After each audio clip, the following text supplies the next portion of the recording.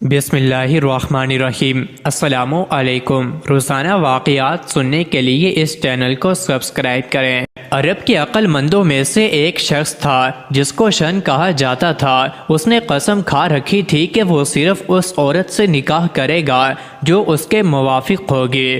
وہ اس عورت کی تلاش میں مختلف شہروں اور قبیلوں کا سفر کرتا تھا۔ ایک سفر میں ایک شخص اس کا رفیق سفر ہوا۔ جب ان پر سفر مشکل ہوا تو شن نے اپنے ہم سفر ساتھی سے کہا کہ کیا تو مجھے اٹھائے گا یا میں تجھے اٹھاؤں؟ اس نے جواب دیا، اے جاہل، آدمی کیا سوار شخص سوار کو اپنے اوپر اٹھا سکتا ہے؟ شن چپ ہو گیا۔ اس کے بعد وہ دونوں ایک کھیتی کے پاس آئے جو ابھی کھڑی تھی۔ شن نے اس سے کہا، کیا تم دیکھتے ہو کہ زراعت کھائی گئی ہے یا نہیں؟ اس آدمی نے شن سے کہا، اے جاہل، کیا تو نہیں دیکھ رہا کہ یہ کھیتی اپنی بالی میں ابھی باقی ہے؟ یہ سن کر شن پھر خاموش ہو گیا۔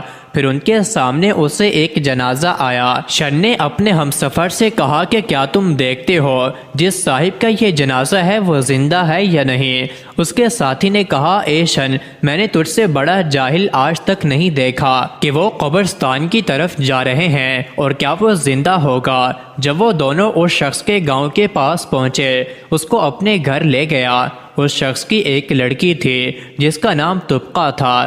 بات نے شن کی باتیں اپنی بیٹی کو بتائیں تو بیٹی نے کہا کہ اس نے بالکل ٹھیک کہا ہے۔ اس نے آپ سے ایسی باتیں پوچھیں جو کسی ایسے آدمی سے پوچھی جا سکتی تھیں، کیونکہ اس کا یہ کہنا کہ تم مجھے اٹھاؤ گے یا میں تم کو اٹھاؤں، اس سے اس کا مطلب یہ تھا کہ تم مجھ سے باتیں کرو گے یا میں تم سے باتیں کروں، اس سے ہم سفر جلدی طے کر لیں گے۔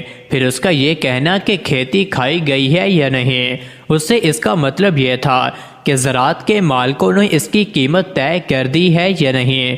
پھر اس کے جنازے کے متعلق یہ کہنا کہ وہ زندہ ہے یا نہیں، اس سے مراد یہ تھی کہ کیا اس نے پیچھے اولاد چھوڑی ہے جس سے اس کا ذکر زندہ رہے گا یا نہیں۔ جب وہ شخص گھر سے باہر نکلا تو اس نے اپنی لڑکی کی ساری باتیں شن کو بتائیں جو اس نے وضاحت کی تھی۔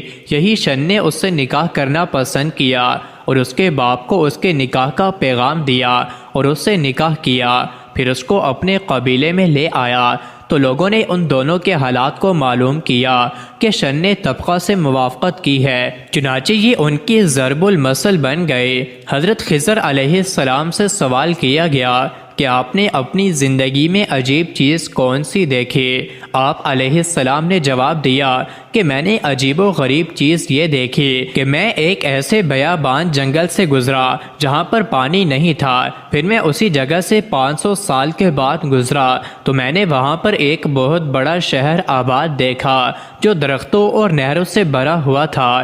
جو لوگ وہاں رہتے تھے میں نے ان سے پوچھا کہ یہ شہر کتنے عرصے سے آباد کیا گیا؟